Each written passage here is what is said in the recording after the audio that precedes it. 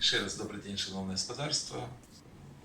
Тема насправді сьогодні вельми актуальна, бо є таке подобенство тим, що відбувається в Білорусі і в Україні, що многі процеси ми розуміємо тільки тоді, коли вони відбулися по факту. Білорусь сьогодні переживає досить складний момент, тому, на жаль, ця тема вона актуальна для Білорусі вельми.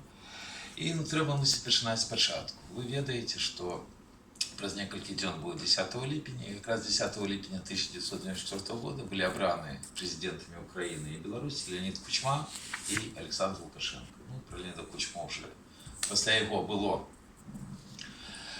вже шераг наш президентів, так, у нас Лукашенко застався. Одразу після того, як все це здарилось, докладне політичне означення було дадено в заявах керівництва Белорусского народного фронта, что праз Лукашенко таким чином до влади в Беларуси пришло нижайшее среднее звено былых советских спецслужб. Вы ведаете, что это мусить уже самая старая диктатура на, ну, натурально в Европе, так. І яна так само моцно розвивалася, вона не була стаціонарною. Перше, що зроблено было Александром Лукашенко, який йшов до влади под лозунгом борьбы с номенклатурой, борьбы с коррупцией. И он не только стал лидером этой номенклатуры, лишь Беларусь сегодня самая консервативная країна, бо найбільший відсоток чиновників, які походять непосредственно з номенклатури серед всіх постсоветських республік. А коли улічувати їхніх дітей і ближайших родственників, то практично той слой, який досить добре був описаний політологами часов перебудови і перших годов незалежності, ён ёсць сёння переплавлены такой кіруючай уже структурай в Беларусі. Вельмі важнымі былі моманты, калі Александр Лукашенко мог пазбавіцца ўлады. Это звычайна адбывалася падчас выбараў, бо самыя галоўныя моманты адбываліся падчас так званых президентских выборов ці при 3 референдумах, которых он проводил. Именно это таким шляхом замацавалась та система політичної влади, яка сьогодні є в Беларусь. Перший референдум відбувався ще в 95 году, и он был сумещен выборами еще Верховный Совет 13-го скликания. И там уже Александр Лукашенко цалком показал свою тактику, то, что закон для его не має ніякого значення, саме головне – це і виники, які треба отримати, уже після розберемося з законами. Після відбувся в листопаде, 24 листопада 1996 года референдум, который был антиконституционный, практически отбылся державный переворот, был знищений парламентаризм. Лукашенко просто призначил с лояльных депутатов Верховного Совета, які до конца так и не был сформулированы 13-го скликания, первый созыв Палаты представников. Третий референдум так само был важный вельми для Александра Лукашенко. И он им знял все обмежевания, которые были еще в белорусском законодательстве, и смог после этого улучшаться необмежованная колькость терминов.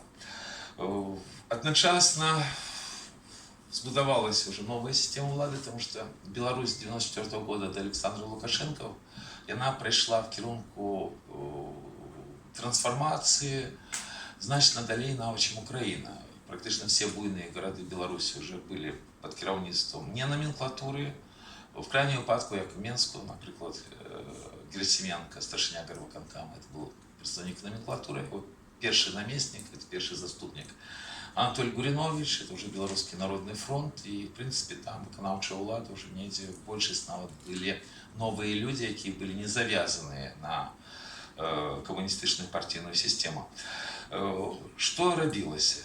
Першапачатковыя крокі, так, адразу пачалося адраджэнне карных структураў, которые были характерны для Советского Союза. Причем это шло достатково в разрыве по часу, меня заўсёды так збаўляла спачатку нават, что прокуратура, як не дзіўна, была поставлена канчаткова под свой контроль недзе только калі был призначен Виктор Шейман. Это вот как раз расстрельное дело перед президентскими выборами 2001 года. До этого момента, например, особисто по всех моих справах прокуратура на всякий выпадок давала заключение, что это все порушает белорусское законодательство, говорит, что там и сутки сидел, там, и штрафы, и все остальное. Это, вот. Вся система, и суды, КГБ, прокуратура, міліцыя, войска, яно было па старых савецкіх шаблонах павернута все назад. Чему? Потому что самое главное, так, что до этого часу политологи они не до конца могут охарактеризовать саму систему влады Александра Лукашенко. Есть несколько вариантов. З тех вариантов, которые есть, я поделяю ту тезу, якую выказал досконало відомый белорусский политолог Владимир Ровда, и он смог охарактеризовать эту систему влады, что это что-то подобное на султанат. Это абсолютно вот докладно.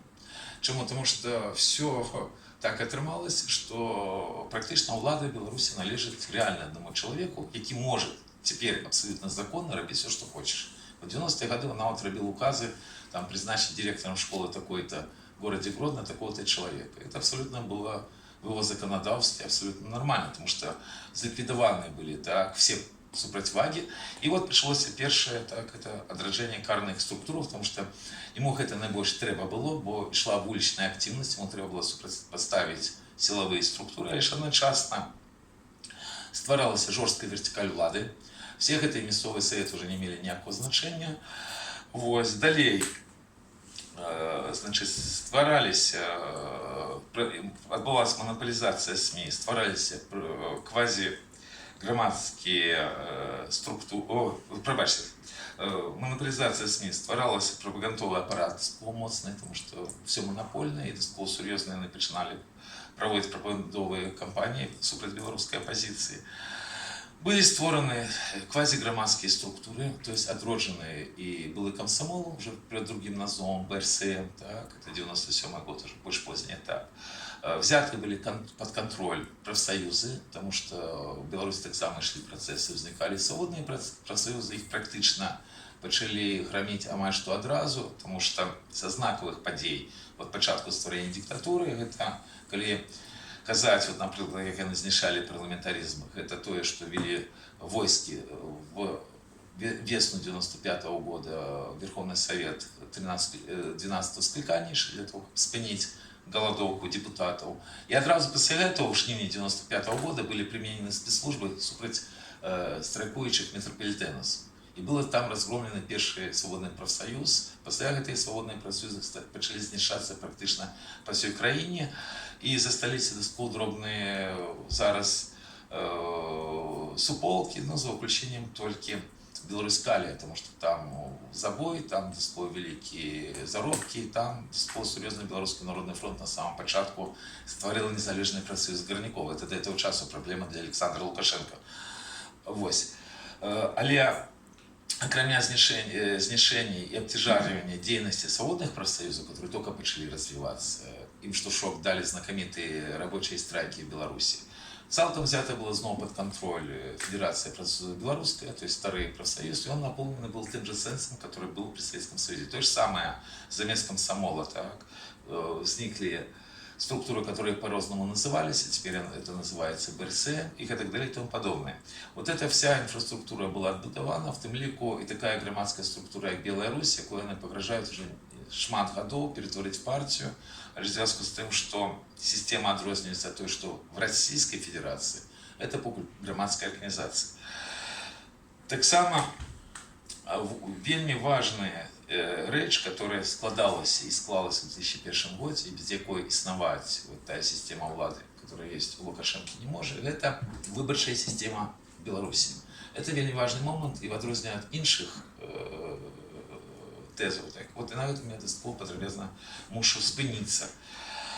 Гэта система дастаткова унікальная, она дазваляе трымаць владу любым людям, которые кируют певной территории, на любой территории в любой краине. То есть она может работать незалежно там, от какой краины будет применяться, только коли удастся кому-то эту систему скласть. Значит, она имеет аж 3 ступени контроля. Эта система, с одного боку, она побудована вельми просто. Монополизация цалкам выборчых комиссий. Подробно рассказываю, как это отбывается. И особистая отказность за деятельность, так, и выники этой комиссии на кіраўніках адпаведнага ўзроўня. То есть Центральная выборчая комиссия. Сённяшняя уже 67-годовая Лидия Ермошина якую мы ловили за руку еще при проведении референдума в 1996 году, коли кинуто было около миллиона бюллетеней, потому что все референдумы, которые проводил Александр Лукашенко, он смог выиграть только дякую тому, что весь час порушал законы и занимался фальсификацией. І на того часу керівник Центральної виборчої комісії на от її призначення було абсолютно незаконне. Лукашенко не имел никакого права призначать на старшине ЦВК по тех законах, которые дейничали напередодні референдумов 1996 года. Там же есть только люди в Центральной выборчей комиссии, которые специально отобраны. Там не то, что представников белорусской оппозиции, но вот там каких-то выпадковых людей просто быть не может. Далее так само все просто. Вся система областных и районных комиссий, она ствараецца зноў-таки без оппозиции и под асабістую адказнасць двух человек. Яны ствараюць штаб в адпаведнай адміністрацыйнай адзінкі Республікі Беларусь. Звычайна туды ставяць кагосьці на ўзроўні намесніка, старшыня адміністрацыі ці кагосьці іншага з маладых там кіраўнік аддзела з разліку на тое, што он далей будет расці. И этот штаб занимается выборами, то есть всеми вот речами, связанными с техничной працей, в основном. Але ж за выники выбора в районе отказывает не только начальник штаба, а лишь и керівник виконавчої влади. Причем отказывают всем. Не только карьеры, там досково серьезные погрозы идут внутри системы. Далее так само все вельми просто. Так. Берется державная структура низового уровня, больница, школа, цех. И только супрацовнику одного коллектива робится выборчий участок. У нас, коли Лукашенко починал, было больше 7 тысяч выборчих участков, зараз амаль что 6 тысяч выборчих участков. Вот вы ведаете, зараз идет кампания, там 6 представников белорусской оппозиции допущено в выборчие участки. То есть, ну, по-хорошему, в один выборчий участок столько от оппозиции треба допускать членов, так? А тут на всю країну. І знов-таки за то, что будет отбываться при проведении выборов, отказывает особистым лесом, карьерой, грошима, так, не только старшиня комиссии, который непосредственно керует, а директор школы, начальник цеха, керівник там медичної установи, ну, той державной установы, кого набрали вот эту участковую комиссию. Они просто расписывают членов участковой комиссии от разных своих квази-громадских организаций, это справа техники. Для этого как раз и стваряются вот эти районные штабы, про которые я сказал. Вот, значит, все вельми просто. За 2 тижні до выборов с администрацией президента по всей этой вертикали уже створенные выборщики спускаются лишбы, и назад они вертаются. Але это еще не все. На всякий выпадок у них есть еще две система контроля. Нават коли каким-то чином так почнется бунт этих комиссий, хотя это слабо правдоподобно в тех умовах, в которых живе любое громадство, есть еще детерминовое голосование. Детерминовое голосование, я просто вам скажу две вещи. Вот, например, опошняя кампания 2015 года, выборы президента. Детерминовое голосование 36,05%. Всего проголосовало 86,75%. На выборах в Палату представников 2019 года детерминовое голосование 35,77%. 35,77%. Всего проголосовало 77% выборщиков. Это официальные даты, но ясно, что это накрученные. Но что такое детерминовое голосование? Когда у нас был парламент, люди не хотели ходить на выборы, и тому был принят такой закон, что той, кто не может голосовать в день выборов, так, и он 4 дня перед днем выборов мает там некие годины, когда он может прийти на участки. Основная колькость лічбаў они збирают по сельских районах. В городах меньше лічбы детерминового прихода. Чему? Потому что не было замацавана в законодаўстве, так что повинна быть некая причина, чтобы человек пришел. Так? И вот они просто примушают людей всеми административными методами, просто гонят их на участки. Вот. Далее отбывается все вельми просто, потому что есть еще третья система контроля. Так? Это деятельность как раз силовых структур, которых никто не отменял. Бо 100%, а что все, кто голосовал детерминово, они голосуют натурально за представников влады, потому что монополия этих выборчих участков, милиция охует, просто сдымаются дно всех этих скринів, в опошнюю ночь, так и заменяется бюллетенями, которые никто з нотки не может проконтролировать, друковать. По лічбах вы бачите, что практически любой кандидат от улады, так, он же, когда выходит на день голосования, он уже имеет достаточно великие шансы быть обраны, на коли были бы демократичные выборы в день голосования. Вот. Все эти лічбы, вот, которые я зараз зачитал про 15-19 год, они абсолютно лживые, потому что столько людей на выборы не ходило, не ходит, ходить в Беларуси не будет. Это связано с тем, что вся вот эта система улады, которая формовалась, она подразумевала собой от Советского Союза монетизацию политичного своего капитала. То, что, конечно, при Сталине, например, не было ніколи розповсюджено. Я тут просто зроблю короткую цитату. Ось.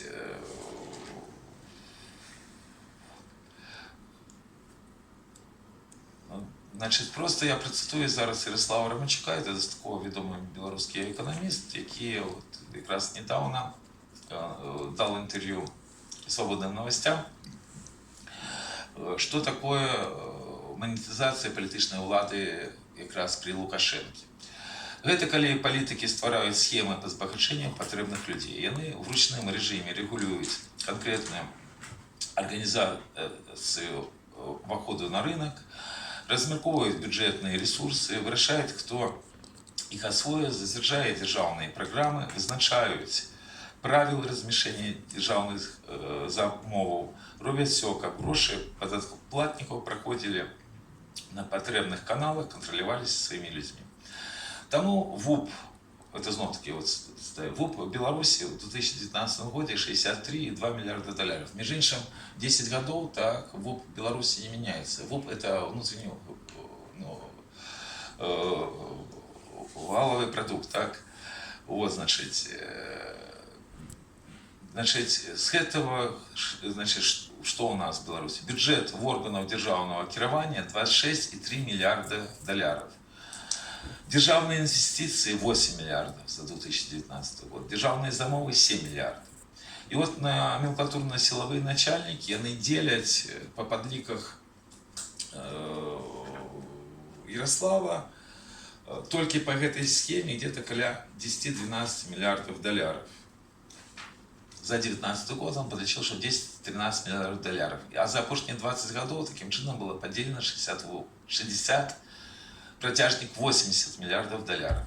Причем по населенству это распределяется таким чином, что распоряджальниками и споживцами этого ренты таких коля 10 тысяч человек. Это 0,1%. 2% 190 тысяч человек. Солидной материальной подушкой. Это начальники номенклатурные, силовые, финансовые, ресурсные, начальники номенклатурных, силовых, финансовых, ресурсных структур и организаций. А еще каля 3%, 280 тысяч человек, мають достатково высокий уровень доходов и материального забезпечения, отсюль ідзе подбор пополнения, подбор кадров для высших уровней. Ну, коли еще добавить сюда, что это просто я написал то, что робится по бюджетные гроши, а не все, еще доспло вельми шмат шерых схемов, так, бо есть ще доспло и забавные речи, например, коли вы поглядите статистику по сигаретах в Европе, вы с удивлением побачите, что Беларусь там так само має доспло великую долю. Коли лічить, что у нас абсолютно ГБшная держава, так, то зрозуміло, хто гэтым займаецца і куди йде гэты прибыток і адкуль гэтыя все грошы. Вось гэтая сістэма, яна мела некалькі разоў вельмі сур'ёзныя крызісы. Яны ўзнікалі в асноўным заўсёды, калі яны падыходзілі к такому важному моманту, як выбарчы фарс, выборы якраз самого Александра Лукашенко, бо, як вы разумееце, это уже адбывалася не аднойчы. В 2001 году, в 2006, в 2010, в 2015 и теперь в 2020 завсёды шли пэўныя працэсы при проведении гэтага выбарчага фарса. Найбольш брутальные падзеі адбываліся пасля 2010 года. Вы ведаеце, тады была разогнана площадь в Минску, и Захад вел вельмі жорсткія санкцыі, якія былі зняты только в 2015 годзе, калі былі выпущены палітвязні, якія не адмаўляліся падпісваць рашэнне Александру Лукашенко, не пагаджались з тым, што яны крымінальнікі просто. Вот якраз в 2015 годзе у нас і пачалося такая ситуация сбалансированной замежной политики, калі позиции Александра Лукашенко все больше и больше змацнялись с заходнім накірунку.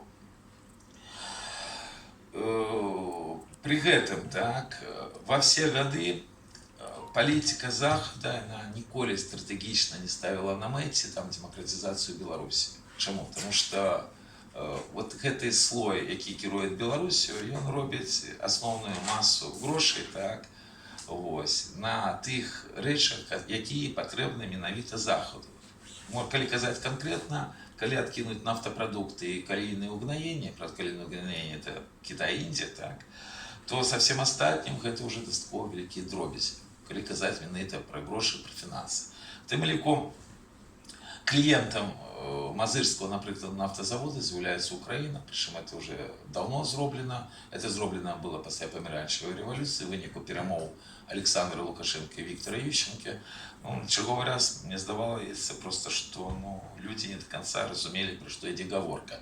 И позиции так, Мазырского нафтозавода такие мощные, что после помаранчевой революции возникла там группа в Верховной Раде, где Волынская вот эта группа, она так само связана была в певной ступени с белорусскими нефтепродуктами. То есть отрымливается, что лукашенковская структура, она могла нават впливать на, не только на певных политиков, она может впливать тут на такую серьезную инфраструктуру. Я же не кажу про все остальное. Вот там нават по офіційній статистиці досить великі гроші.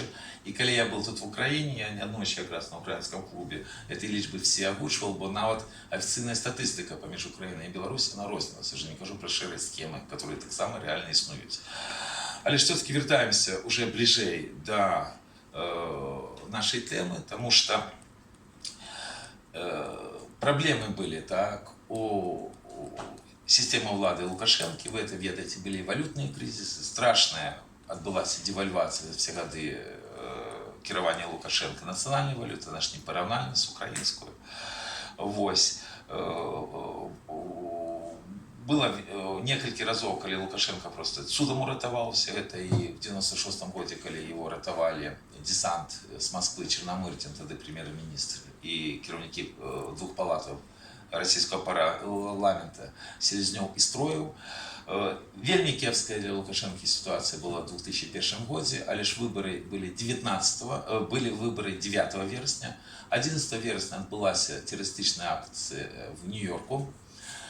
И после того, как Российская Федерация стала ближайшим партнером Соединенных Штатов Америки в борьбе с терроризмом, так, всем уже стало просто не до Александра Лукашенко, хотя и в 2001 году у него были такие великие проблемы. В 2006 году было наоборот, потому что площадь Калиновская, яка отбылась, она не потребна была ни всходу, ни заходу, потому что у нас не было протягу той хвали, яка прошла по Сходней Европе и былых постсоветских краинах, тем ликой была помаранчевая революция в Украине. И вот таким чином мы подошли как раз к тому периоду, когда после агрессии в Грузии началась аннексия Крыма и война на Донбассе. И практически весь свет начал уже говорить открыто про гибридную войну, как новый формат имперской политики России, так и наши просторы. Эта тема распрацовывалась с нами рухом солидарности разом в Беларуси достаточно серьезно. Мы неоднойче збирали соймы для того, как альбо поднимать огульные темы, альбо конкретно по некоторых накірунках, звязанных с гибридной войной с Россией, робились доклады, потому что Россия робила? Она развивала свою инфраструктуру, причем инфраструктура была вельми серьезная. Это инфраструктура русского мира и инфраструктура, которая просто достаточно нейтральная, а лишь мает схильность до некой российской культуры. Были серьезные доклады, а после публикации, про подрыхтовку офицеров и генералов белорусских силовых структур. Ну, коли коротко подогульнить, так практично все белорусские генералы, они альбо отримали адукацию в Российской Федерации, альбо прошли там вельми серьезную переэдукацию, причем это цельная система, которая працует в тым ліку праз союзную державу штогод. Были проанализованы войски, якія знаходятся на всходних межах Республики Беларусь. Оказалось, что вся линия российских войск, она цельная от Балтийского до Черного моря. И на долю как раз Беларуси припадает вот зараз 100 тысяч, прикладно 100-тысячная групповка. Это при том, что в 2014 году ни одного российского солдата там не было на всходних межах Беларуси. Так само шмат высілкаў мы прыкладалі для того, как показать вот, невыпадковасць увязывания патрабавання ў России по эканамічным типу нейкім льготам. Это крыху іншая праблема, я не паспею сегодня рассказать, але ж там таксама не так все просто с экономикой, и кто на ком экономит, так само трэба разбираться. Але есть такая схема, что Россия типа может продавать нафту и газ по нормальным коштам, только коли будет в обмен так сдаваться суверенитет. Мы так само это увязывали с гибридной войной. И ключевой момент для того, как перейти уже к самим выборам, так, это доля одного из серьезных функционеров Российской Федерации, ведомого вам, значит, Михаила Бабича. Як ви ведаете, Михаил Бабич был призначен амбассадором в Украине. Украина абсолютно слушно и правильно его не приняла, потому что это не так и дипломат был по своей биографии, так, а кадровый разведчик, в принципе, достаточно готовый штаб для ведения гибридной войны просто по центру в Киеве. Так.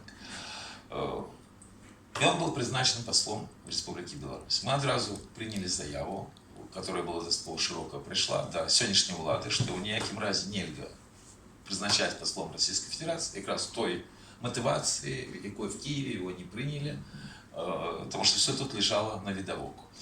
Алеш, Александр Лукашенко, вот была просто гениальная фраза у Светланы Алексеевич в интервью Белсаті, она сказала, что апошнім часом здається, что этой политичной живёлы просто начинает отмовлять нюх. Он призначает Бабича послом. И Бабич у него посол целый год. И за этот год Бабич перетягнул себе в посольство, про это так само были грунтовные доклады, вот, шмат засветившихся кадров, тем лику и в Крыму, ну, которые просто работали по аннексии Крыма, так, оживилась вельми моцна, так, и русско-мировские речи, и он сустракался достаточно активно, так, по всех элитных колах Беларуси, и объехал практически все войсковые структуры.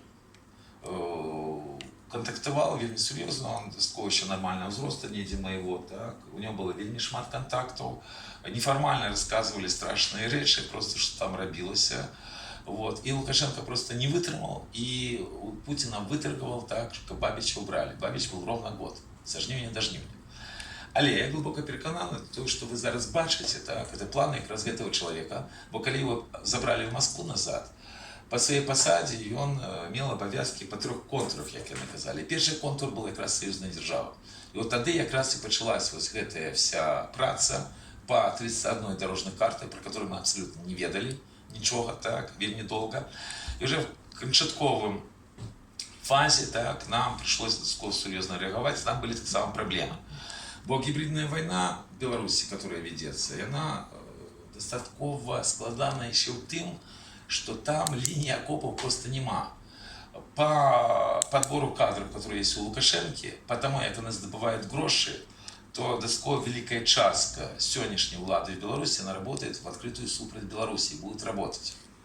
З своего походження, з своих крыніц доходов, з того, так, что яны вовлечены так само и в другие схемы, что абсолютно страшно обтяжаривает, ну, любые ситуации, тем лику вот этой выборчий фарс. Вельми серьезным отказом на все, что отбывается сегодня вот, по интеграции глубокой по союзной державе, были подеи, которые отбывались 22 листопада 2019 года в городе Вильні, калі беларускі народ оказался, в принципе, бачны.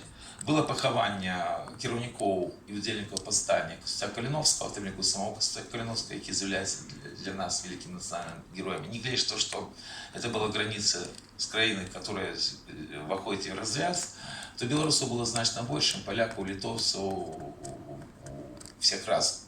Это было абсолютно бачно так. Это бачно было на всех уровнях. В принципе, их это никто не чекал. Причем белорусская оппозиция достаточно слабо в этом было представлено, по шерегу причинам бы их загнали крыху в іншую схему.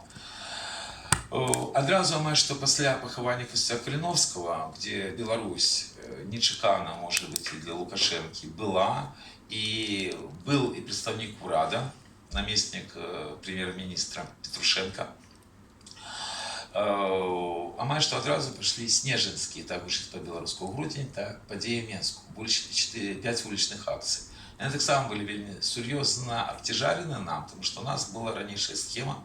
Мы одразу закликали людей, використовуючи всі можливості, выходить за день до того, як Лукашенко с Путиным будут подписывать 31 дорожную карту.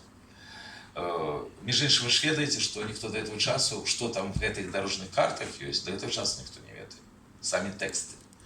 Есть только некоторые звестки, что быцем бы там есть, и про что они домовились, про что они про 31 карту, так, или вже треба одну валюту, так, інші наднаціональні речі робити, вот, быцем бы Лукашенко на это не пошел. Там в чем проблема была, потому что не было відомо, так, коли, як і що буде.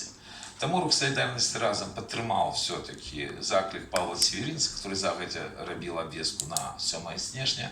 7 і 8 снежня відбулися перші дві акції, бо схема була, що вони будуть підписувати на 20-годие так званої союзної держави, так, вот в этой дорожной карте.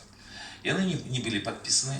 Іменно це чому? Тому що тут інтереси ось тих людей, які сьогодні сидять на потоках грошових в Білорусі, вони різко суперечать той же Москві. Бо не тільки Лукашенко, а всіх цих 10 тисяч чоловік судовно розуміють, что их просто заменить. Никто их на потоках этих грошовых тримать не будет. Это будет практично как Крыму, но некий период там Лукашенко могут потримать, а все равно все эти кадры, так, они позбавятся, так, до такого великих статков, потому что где размова о вельми серьезных грошах. Это основная причина, а не то, что там они любят Беларусь, какой-то суверенитет для них и незалежность. Натурально, есть ще які політичні фактори, які вельми серйозні, бо починаючи з 2014 года Лукашенко чим умацував різко вот эту свою систему, яка раніше завсюди барахлила. І вона реально стала шматвекторною в заміжжі, тільки дякуючи війні в Україні. Ви всі ведаєте мінські перемови, ви ведаєте, як вони шарахнули по Україні, розумієте? І не менше вони шарахнули, пробачте мене за таке просте слово, по Білорусі. Лукашенко был не только признан де-факто, и он вошел в элиту, так, сусвету, так, потому что я господар, и он там то каву давал всем, кто туда приезжал. И натурально там вирішають такі серйозні речі. Одночасно сам Лукашенко робив вельми серйозні речі для того, як проводити політику, скерованную на притягнення Китаю. Киев резко відрізняється від Минска, наприклад, навіть візуально. В Минску практично ні в одного вагона метро ви не зустрінете без китайців. Китайців там ошеломляльная просто колькость, навіть візуально.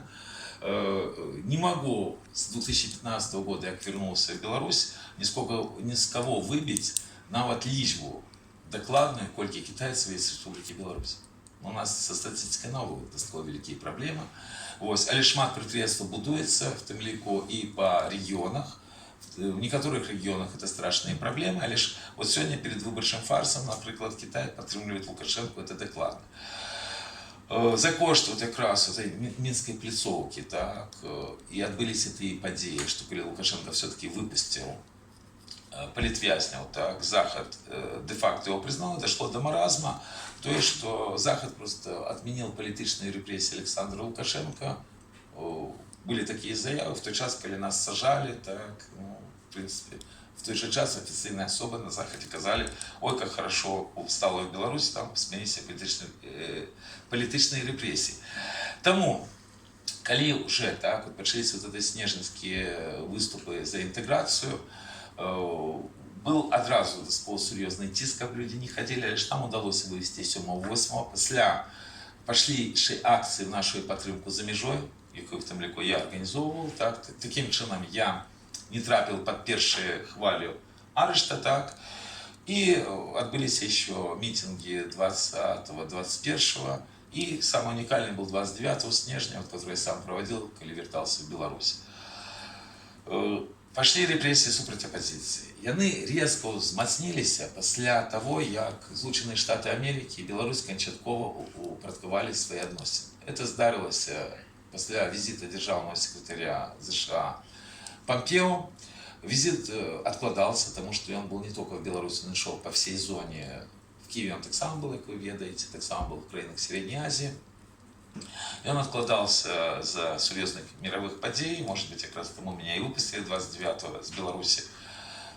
После того, как Помпео улетел, репрессии супраць белорусской оппозиции пошли просто дастаткова моцныя, причем эти репрессии, они были дастаткова нового гибридного типа, коли можно сказать. Но большасць тых, кто выступал на митингах, просто ці был активны на митингах, просто давали дастаткова великую колькасць по 15 суток. Такого ранее просто не было. Так. И таким чынам мы подошли уже до той даты, калі 8 траўня Палата представников, это чисто формальность, нема парламента, так, у нас просто взяли и зацелили ту дату, которую сказал Александр Лукашенко. Слава, давай еще 5 хвилин. Да, я заканчиваю. Вот, который сказал Александр Лукашенко, так, вот, что выборы будут 9 жніўня. И тут вельмі хутка так была створена так, тройка, Тихановский, Бабарыка, Цепкало. По великому рахунку это вельмі нагадывало такого коллективного Зеленского Украины 19 года, но своими особливостями, потому что про этих людей никто до травня месяца практически ничего не ведал в Беларуси. Так. Причем Тихановский, он там достаточно был виртуальный в этой тройке, потому что его еще до выборов арыштовали, и он удельничал в наших акциях еще в снежне, бо досить недавно, хотя я вернулся с Москвы, лишь уже поспел с нами контактовать, был одним из тех блогеров, которые возникли как раз за апошние годы. Там целая система была блогеров. Было подадено так, 55 инициативных групп, из них было выбрано 15 инициативных групп. И на сегодняшний момент так, у нас ситуация наступная. Вельми хутко была раскручена вот эта тройка новая. Посадили уже так Тихановского, який был керівником штабу своей жонки, потому что там такая имитация была, замест Тихановского зарегистрировали его жонку, как просто заховать то, что робилось информацийно, бо Тихановский по плану повинен был забрать радикальный электорат, который есть. Так. Уже посадили Виктора Бабарыку, который кировал значит, Газпромовским банком, значит, і які по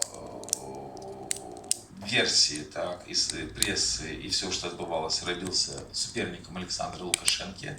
Причем зроблено это было все на наших очах вельми просто. Рассказываю як. Так. По 3 информационных ресурсах незалежных было проведено социологическое питание. Но вы этого не ведаете, я ведаю. Так. У меня люди работали, подрабатывали на тем, что модерировали форумы. ГБ нават здымает всякие реплики и устраивает скандалы, когда, например, человек, который модерирует форум, так, не снял какую-то реплику там, про рух солидарности разным.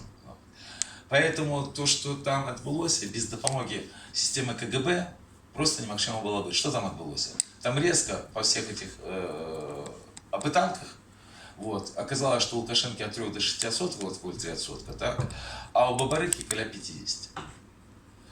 То же самое без падтрымки спецслужбаў, так, уже пасля было забаронены любые интернет-пытания, которые есть в Беларуси. Так само без дапамоги якраз існуючай улады и спецслужбы, вот эти первые этапы, каб возникли просто самые кандидаты, не могли яны пройти.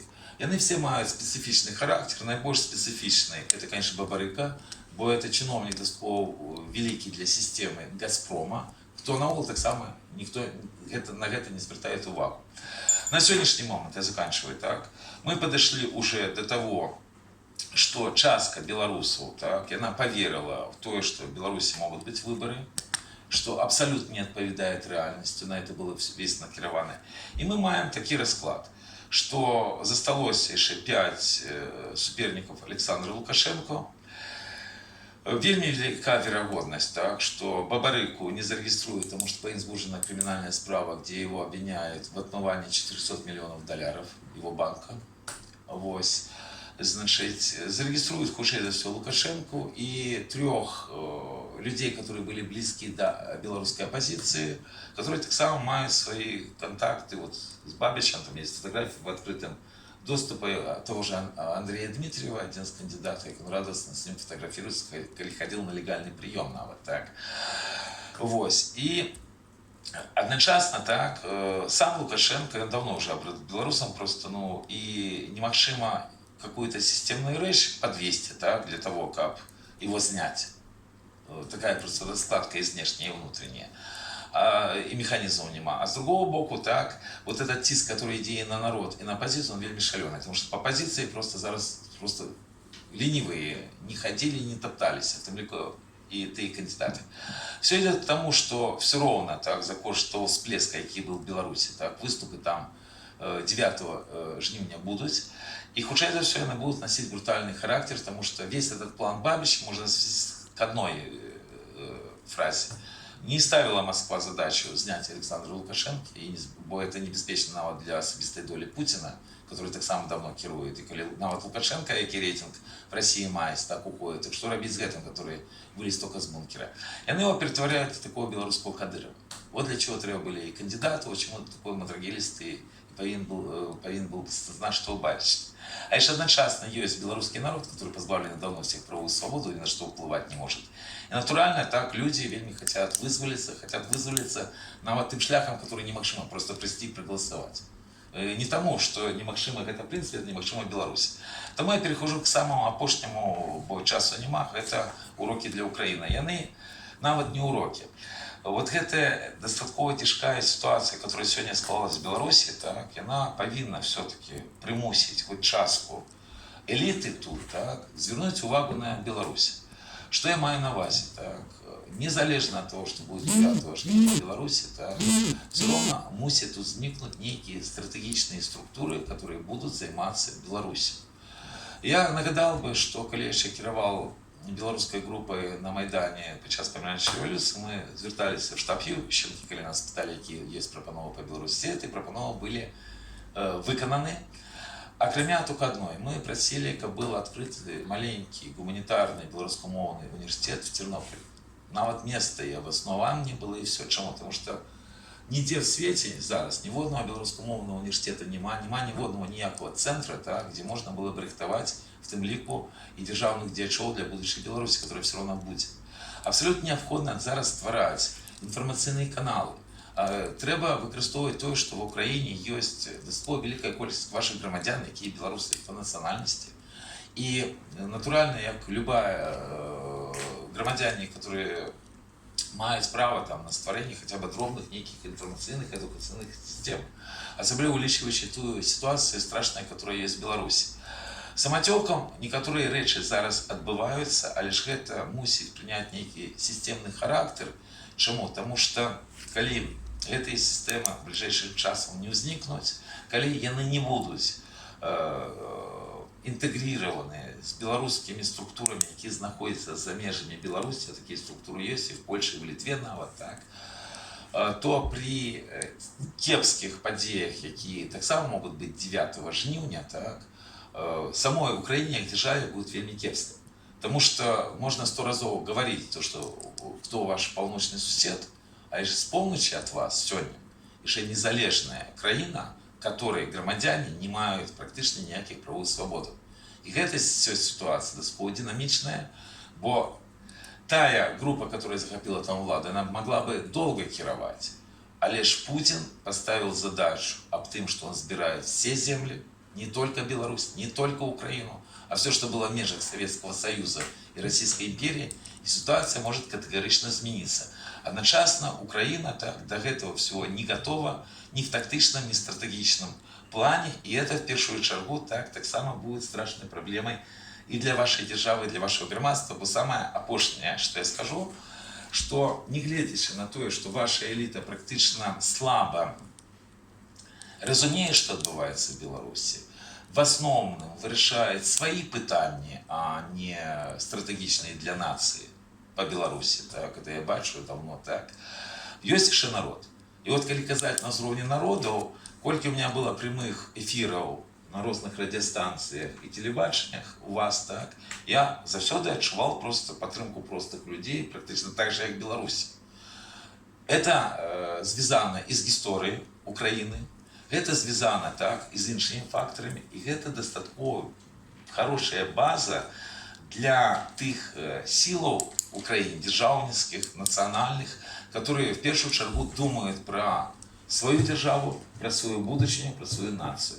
Бо ситуація в Білорусі після 9 жовтня може бути абсолютно катастрофічною. Все, дякую. Дякую, це був В'ячеслав Сівчик. Можете не наплескати це на